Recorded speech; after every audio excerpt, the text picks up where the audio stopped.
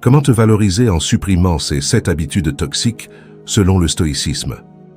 Pourquoi continuons-nous à répéter des gestes, des pensées, des réactions qui nous blessent? Ces habitudes toxiques, souvent invisibles, s'enracinent dans notre quotidien jusqu'à nous faire oublier notre propre valeur. Et pourtant, chaque fois que tu t'y abandonnes, une partie de toi sait qu'elle t'éloigne de la personne que tu pourrais devenir. Tu souris peut-être, tu avances, mais à l'intérieur, tout vacille. Tu sens ce décalage entre l'image que tu renvoies et le tumulte intérieur qui t'envahit lorsque tes émotions te dictent leurs lois. Ces automatismes, ces réflexes nocifs, juger trop vite, fuir l'effort, ruminer, finissent par te gouverner sans que tu t'en rendes compte. Et dans cette lutte silencieuse, tu crois être seul. Tu penses que tout le monde vit ainsi, ballotté entre culpabilité et résignation. Alors tu t'adaptes. Tu normalises ce poison lent parce qu'il fait partie du décor de ta vie. Mais au fond de toi, une voix faible murmure « Ce n'est pas toi. Tu mérites mieux que ces chaînes invisibles qui étouffent ta valeur intérieure. » Combien de temps encore laisseras-tu ces habitudes diriger ton existence? Le stoïcisme nous enseigne qu'attendre un moment idéal pour changer revient à renoncer déjà à sa liberté. Chaque jour perdu est un pas de plus vers la lassitude d'être soi-même spectateur de sa propre vie. L'urgence est là. Regarder en face ses comportements et décider enfin d'en sortir. Car vouloir éliminer les habitudes toxiques n'est pas une faiblesse, c'est un acte de lucidité profonde. C'est reconnaître que la valorisation personnelle ne se trouve pas dans ce que tu accumules ou montres, mais dans ce que tu maîtrises en toi-même. Ton esprit n'a pas besoin d'être purifié par la perfection, mais par la clarté. Comprendre que chaque émotion mal gérée est un signal, non un échec. Sénèque écrivait « Aucun vent n'est favorable à celui qui ne sait où il va ». C'est toute la promesse de notre chaîne, les méditations stoïciennes. T'aider à retrouver ton cap intérieur grâce aux principes intemporels du stoïcisme. Ici, nous explorons ensemble comment retrouver force et équilibre en te libérant des comportements qui te diminuent au lieu de te valoriser. Si ce que tu entends résonne en toi, abonne-toi à notre chaîne Les Méditations Stoïciennes. Laisse-nous un like sous cette vidéo pour soutenir notre travail et partager cette quête avec d'autres esprits en chemin vers plus de maîtrise et de paix intérieure. Écris-nous en commentaire les habitudes que tu veux dépasser et partage cette vidéo avec quelqu'un qui cherche lui aussi à se reconstruire avec sagesse et courage. Approchons la première vertu, reconnaître les habitudes toxiques qui affaiblissent ta valorisation. Tu ne peux pas te valoriser tant que tu refuses de voir ce qui, en toi, t'affaiblit. Les habitudes toxiques s'installent souvent sous des formes anodines. Une remarque que tu ressasses, une comparaison que tu nourris, une peur que tu justifies. La philosophie stoïcienne t'invite à observer ces mécanismes sans jugement, simplement pour comprendre leur emprise, car avant d'espérer changer, il faut oser regarder sans détour ce qui t'enchaîne intérieurement. Au travail, tu ressens cette tension familière quand un collègue est félicité et que toi tu te tais en souriant. Tu dis que cela ne t'atteint pas, mais ton estomac se serre et tes pensées s'agitent. Tu analyses chaque mot, chaque regard, cherchant où tu aurais pu faire mieux. Cette habitude de te comparer érode lentement ton estime et t'empêche de reconnaître ta propre valeur. Épictète disait « Ce qui trouble l'homme, ce ne sont pas les choses, mais l'opinion qu'il en a ». Ces mots rappellent que la souffrance ne vient pas des événements eux-mêmes, mais de notre façon de les interpréter. Dans cet exemple du travail, ce n'est pas la réussite de l'autre qui t'ébranle, mais le filtre intérieur par lequel tu l'observes. Le stoïcisme propose donc un premier exercice, distinguer le fait brut de ton interprétation émotionnelle. Reconnaître ces réflexes n'est pas un signe de faiblesse mais une preuve d'honnêteté envers toi-même. Il est normal d'avoir des réactions humaines, le tout est de ne pas s'y attacher au point d'en devenir prisonnier. Chaque fois que tu identifies une pensée nocive sans la nourrir, tu gagnes déjà un peu plus de liberté intérieure. C'est ainsi que commence la véritable valorisation, par la lucidité douce plutôt que par la perfection forcée. Marc Aurèle affirmait « La vie d'un homme est ce qu'en font ses pensées ». En choisissant consciemment lesquels nourrir et lesquels laisser passer, tu commences à éliminer les habitudes toxiques qui minent ton équilibre. Concrètement, note chaque jour une réaction dont tu veux te détacher et observe comment elle naît et disparaît sans résistance. Cet exercice simple est le premier pas vers l'art de se maîtriser avec sérénité. Puis, un soir en famille, tu réalises le progrès accompli quand une discussion tourne aux reproches et que cette fois, tu restes calme. Là où autrefois ton ego aurait réagi par la défense ou la culpabilité, tu écoutes avec distance bienveillante. Tu ressens une paix nouvelle, celle de ne plus dépendre du regard ou du jugement des autres pour exister pleinement. Ce changement subtil marque déjà la transformation intérieure prônée par le stoïcisme. Reconnaître ses habitudes destructrices n'est donc pas se condamner mais s'éclairer. C'est le début d'un chemin où chaque prise de conscience devient un outil pour construire ta force tranquille. En cultivant cette vigilance apaisée, tu redeviens acteur de ton esprit plutôt que victime de ses automatismes. Et c'est là que se prépare naturellement la deuxième vertu. Refuser la complaisance qui entretient ta dépendance à l'opinion des autres. Reprenons contact avec la deuxième vertu. Refuser la complaisance qui entretient la dépendance à l'opinion des autres. Il est facile de confondre estime et approbation, surtout quand on cherche à se valoriser aux yeux d'autrui. Pourtant, s'en remettre constamment au regard extérieur, c'est renoncer à sa propre autorité intérieure. Le stoïcisme rappelle que notre valeur ne dépend pas de ce que les autres pensent, mais de ce que nous choisissons d'être. Alors, comment refuser cette complaisance subtile qui nous pousse à vivre pour plaire plutôt qu'à vivre pour grandir? Tu le ressens souvent au travail, quand tu ajustes ton ton ou tes idées pour éviter de déplaire à ton supérieur ou à ton équipe. Tes mots deviennent prudents, ta spontanéité s'efface. Tu souris alors que tu désapprouves, tu t'excuses d'exister un peu trop fort. Et plus tu t'adaptes aux attentes extérieures, plus tu sens ta force intérieure se dissoudre doucement. Sénèque disait « Il n'y a qu'un seul chemin vers la tranquillité, le mépris du jugement d'autrui ». Ces mots percutants rappellent que céder au regard des autres revient à leur offrir les clés de notre paix.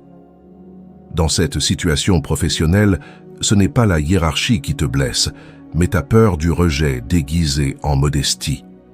La philosophie stoïcienne t'invite à redresser cette posture intérieure et à reconnaître que la vraie valorisation vient de l'alignement entre tes actes et tes convictions. Reconnaître cette dépendance n'a rien d'humiliant, c'est un acte de courage lucide, car derrière le besoin d'approbation se cache souvent le désir sincère d'appartenance et de sécurité. Mais tant que ton équilibre repose sur des avis changeants, tu restes vulnérable au vent contraire de l'opinion.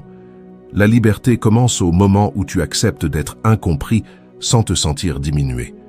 Marc Aurèle enseignait « Sois semblable au rocher contre lequel les flots viennent se briser. Il demeure immobile et dompte la fureur des eaux autour de lui. » Cette image incarne la stabilité recherchée par tout esprit en quête de maîtrise de soi. Refuser la complaisance n'est pas devenir froid ou indifférent, c'est retrouver une sérénité active qui permet d'éliminer les habitudes toxiques liées à la validation extérieure. Plus tu assumes ton axe intérieur, plus les tempêtes perdent leur pouvoir sur toi. Et un jour, dans un contexte familial cette fois, quelqu'un critique ta manière d'éduquer ou ton choix de vie. Avant, tu aurais tenté de te justifier longuement. Maintenant, tu écoutes sans réagir immédiatement. Tu sens naître en toi une nouvelle solidité, non par orgueil, mais par clarté tranquille. Ce silence apaisé devient le signe tangible que ton centre ne dépend plus du vacarme des opinions. Refuser la complaisance, c'est donc reprendre possession de ta voix intérieure sans arrogance ni retrait du monde. C'est apprendre à exister pleinement sans attendre l'accord du cœur extérieur pour avancer avec dignité. En cultivant cet ancrage stoïcien, tu renforces naturellement ta valorisation intérieure et prépares le terrain pour une autre conquête essentielle, retrouver la force de t'aimer sans validation extérieure. Écoutons ce que dit la troisième vertu, retrouver la force de se valoriser sans validation extérieure. Il arrive un moment où chercher à se valoriser par le regard d'autrui devient une fatigue invisible. Tu crois avoir besoin d'être compris, aimé ou reconnu pour te sentir entier. Mais cette quête t'éloigne de ta véritable solidité intérieure. La philosophie stoïcienne enseigne que la reconnaissance la plus durable ne vient pas des applaudissements, mais de la cohérence entre tes actes et ta conscience. Alors, comment retrouver cette indépendance du cœur sans tomber dans l'indifférence? Tu le ressens souvent dans les transports, quand tu postes une photo ou un message sur les réseaux et que tu attends machinalement les réactions. Chaque notification te donne un bref soulagement, chaque silence une petite piqûre d'inquiétude. Tes pensées s'emballent. Est-ce que j'ai mal formulé? Est-ce qu'on me trouve banal? Ce réflexe moderne illustre parfaitement ces habitudes toxiques qui t'enchaînent à une source de validation extérieure. Épictète expliquait « Si tu veux être libre, ne désire rien qui dépende d'autrui ». Ces mots résonnent puissamment dans ce monde d'opinions instantanées. Le stoïcisme t'invite ici à distinguer ton besoin légitime de lien de ton attachement aux jugements extérieurs. Car plus tu lis ton estime à ce qui échappe à ton contrôle, plus tu perds la sérénité nécessaire au développement personnel authentique. Reconnaître cette dépendance émotionnelle n'est pas un échec, c'est une étape vers la lucidité. Il est normal de vouloir plaire ou être apprécié. Le danger commence quand cela devient ta mesure de valeur. Tu peux accueillir ces émotions sans t'y soumettre, comme on observe des nuages passer sans croire qu'ils sont éternels. C'est là que naît la véritable valorisation, celle qui s'enracine dans ton intégrité plutôt que dans les reflets changeants du monde. Marc Aurèle enseignait « Celui qui vit en accord avec lui-même vit en accord avec l'univers ». Cette sagesse ouvre une direction pratique. Cultive chaque jour un moment où tu fais quelque chose uniquement parce que cela correspond à tes principes, non pour être vu ou approuvé. Cet exercice simple aide à éliminer les habitudes toxiques liées aux besoins constants de validation. Peu à peu, tu découvres que le respect de toi-même nourrit mieux ton esprit que n'importe quel compliment. Et puis, un soir, dans un cadre familial cette fois, quelqu'un remet en question une décision importante que tu as prise. Autrefois, tu aurais douté immédiatement. Aujourd'hui, tu écoutes calmement sans chercher à convaincre. Tu sens en toi une stabilité nouvelle, celle d'une personne qui sait pourquoi elle agit ainsi. Cette paix tranquille devient la preuve vivante que la maîtrise intérieure vaut mieux que 1000 approbations.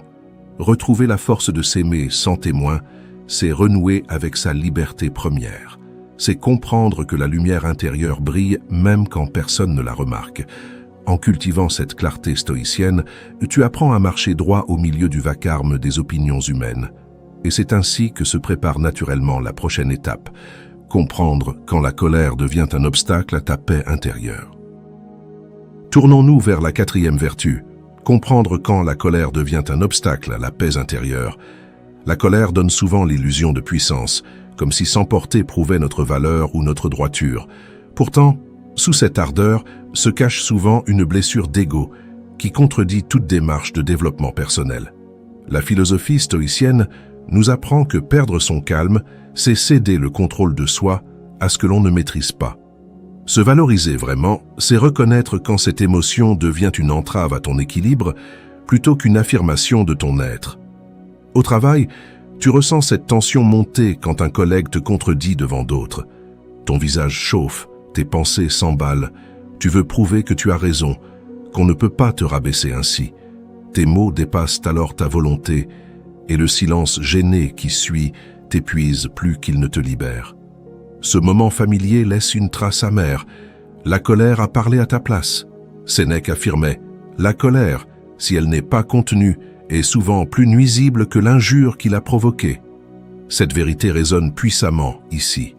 La perte de maîtrise intérieure blesse davantage celui qui s'y abandonne que celui qui en est la cible.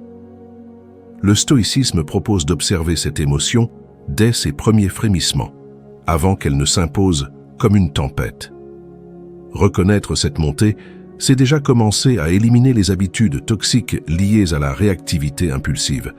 Il est légitime d'éprouver de la frustration ou du désaccord. Ces émotions font partie de ton humanité, mais les transformer en feu incontrôlé revient à abdiquer ta liberté intérieure. L'exercice stoïcien consiste à accueillir cette tension sans t'y noyer, à respirer, avant de réagir pour laisser retomber le tumulte intérieur. C'est dans ce calme reconquis que naît la véritable valorisation, celle qui se fonde sur la lucidité et non sur l'emportement. Marc Aurèle enseignait « Mieux vaut allumer une petite lumière que maudire l'obscurité ». En pratique, cela signifie détourner ton énergie vers des gestes constructifs plutôt que vers des réactions destructrices. Quand tu sens la colère venir, éloigne-toi un instant ou écris ce que tu ressens avant d'en parler. Cet espace protège ta paix intérieure et t'aide à te valoriser dans la retenue plutôt que dans l'explosion. La maîtrise tranquille devient alors ton véritable signe de force. Et puis un soir, dans un cadre familial, cette fois, une discussion dévie vers un reproche ancien. Autrefois, tu aurais haussé le ton. Aujourd'hui, tu restes calme et choisis d'écouter jusqu'au bout. La tension se dissout peu à peu devant ta sérénité nouvelle. Les autres baissent aussi leur voix sans même s'en rendre compte. Ce simple choix d'apaisement révèle combien ta transformation intérieure a déjà commencé. Comprendre quand la colère devient un obstacle, c'est apprendre à transformer le feu en clarté plutôt qu'en destruction. C'est reconnaître que chaque émotion peut être soit un poison, soit un outil, selon l'usage que tu en fais. En cultivant cette vigilance bienveillante inspirée du stoïcisme, tu renforces ta stabilité émotionnelle et prépares naturellement la prochaine étape. Transformer ta peur de l'échec en moteur de croissance intérieure. Osons entrer dans la 5e vertu. Transformer la peur de l'échec en moteur de développement personnel. La peur de l'échec agit comme une ombre silencieuse qui t'empêche souvent d'oser. Tu veux te valoriser, mais au moment d'agir, cette voix intérieure te souffle « Et si tu n'étais pas à la hauteur ?» Le stoïcisme enseigne pourtant que ce n'est pas la chute qui nous diminue, mais le refus d'apprendre d'elle. La vraie question devient alors « Comment transformer cette crainte paralysante en tremplin vers ta croissance intérieure ?» Au travail, cette peur se manifeste chaque fois qu'une nouvelle mission te sort de ta zone de confort. Tu relis sans cesse tes mails avant de les envoyer. Tu repousses les décisions importantes de peur qu'elles soient critiquées. Ton corps se crispe, ton souffle se raccourcit. Tout ton être redoute ce jugement imaginaire. Ce réflexe te maintient dans une prudence excessive qui éteint peu à peu ton élan créatif. Sénèque affirmait « Celui qui craint de souffrir souffre déjà de ce qu'il craint ». Cette phrase éclaire puissamment ta situation. La peur anticipée crée plus de douleur que l'échec lui-même. Selon la philosophie stoïcienne, il faut apprendre à distinguer ce qui dépend réellement de toi, ton effort, ta constance, ton intention, de tout le reste. En plaçant ton attention sur le processus plutôt que sur le résultat, tu commences à éliminer les habitudes toxiques du perfectionnisme et du doute permanent. Il est naturel d'avoir peur quand on s'aventure vers l'inconnu. C'est un réflexe humain et non une faiblesse morale. Mais refuser d'agir sous prétexte d'éviter la défaite revient à trahir son propre potentiel. La clarté stoïcienne consiste à accueillir cette émotion comme un signal, pas comme un verdict, car derrière chaque appréhension se cache souvent un appel discret à devenir plus vrai face à soi-même. Épictète disait « N'espère pas que les choses arrivent comme tu le veux. Décide de vouloir ce qui arrive et tu seras heureux. » Cette perspective renverse le rapport à l'échec. Il ne s'agit plus d'éviter les obstacles, mais de les intégrer dans ton apprentissage.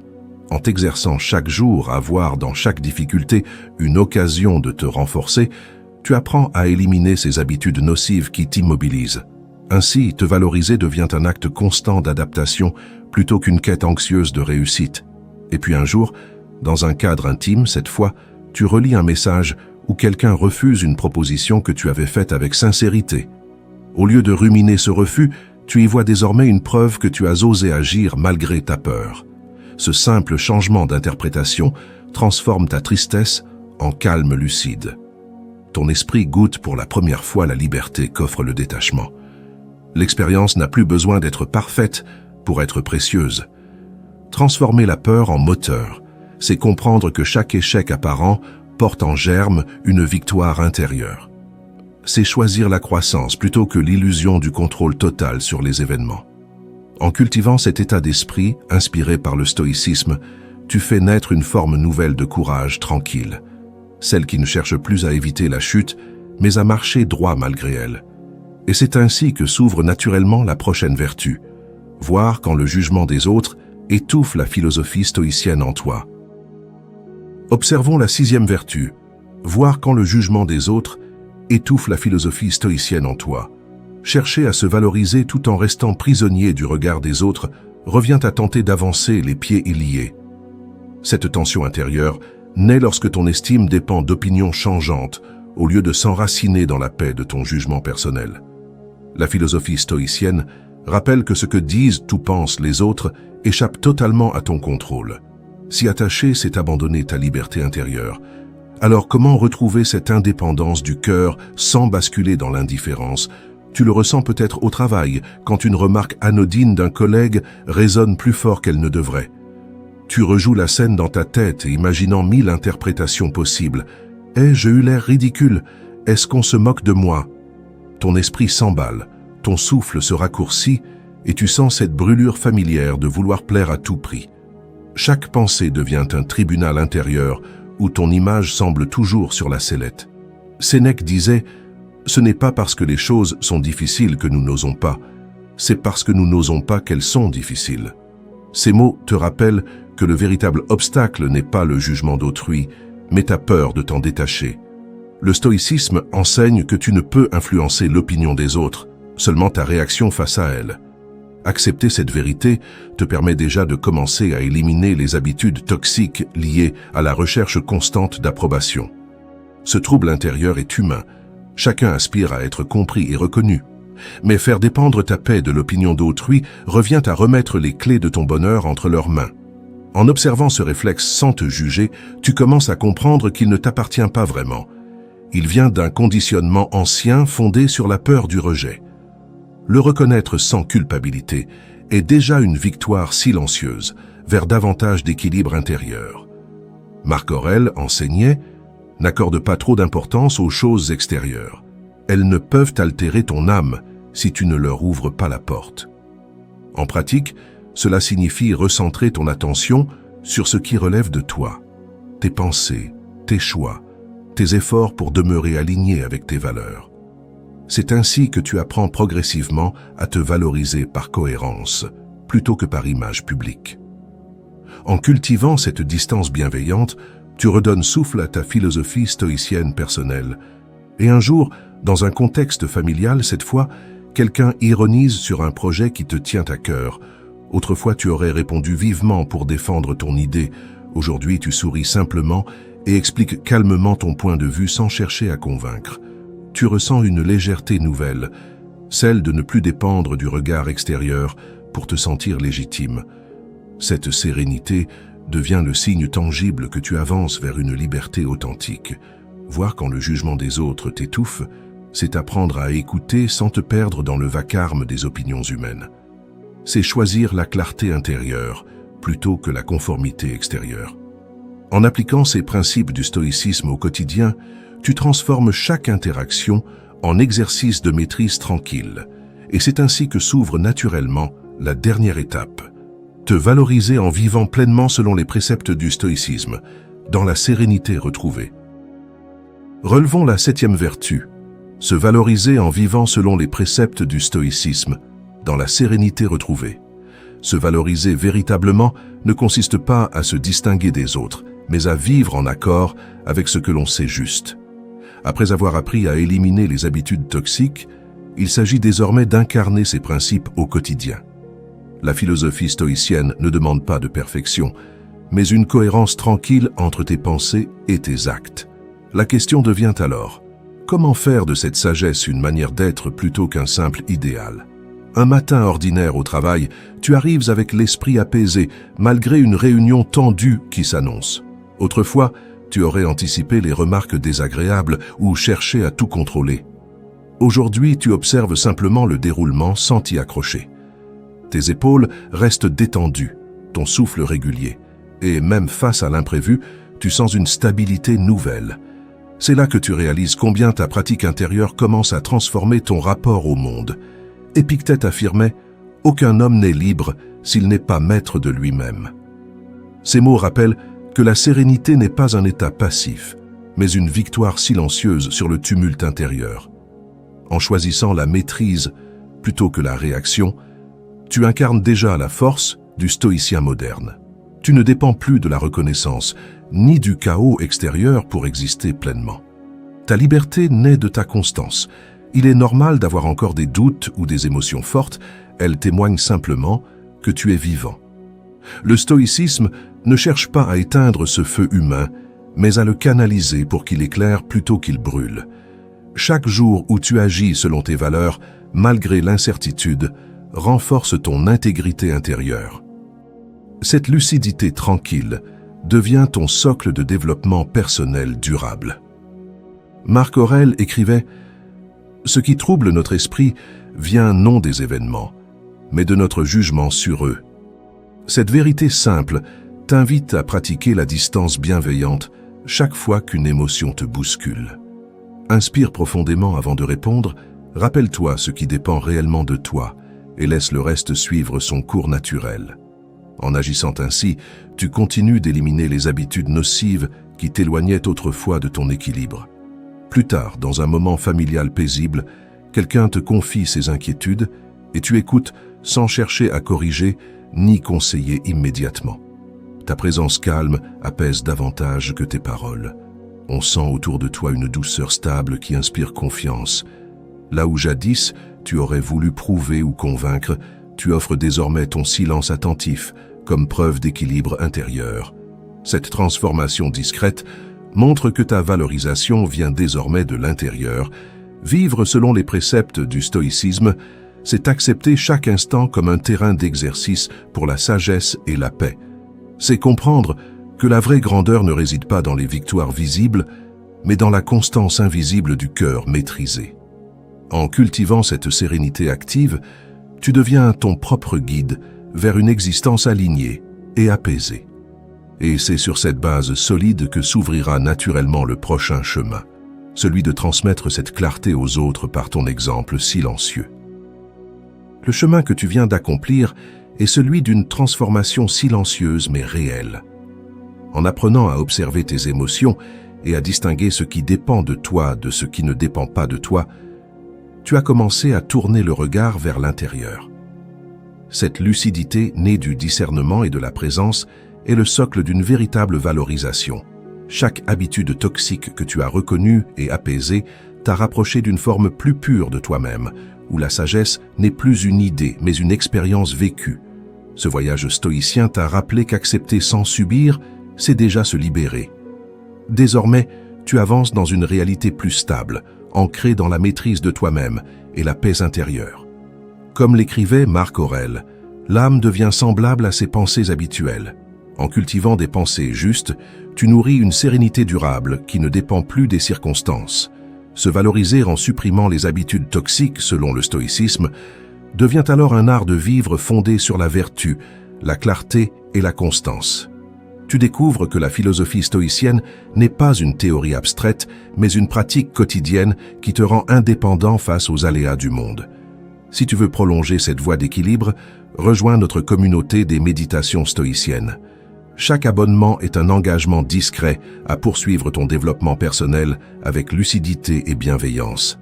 Like, commente ou partage cette vidéo non pour nourrir l'ego, mais pour offrir à d'autres ce que tu as trouvé. Un espace où se valoriser rime avec sagesse et où éliminer les habitudes toxiques devient un acte d'humanité commune.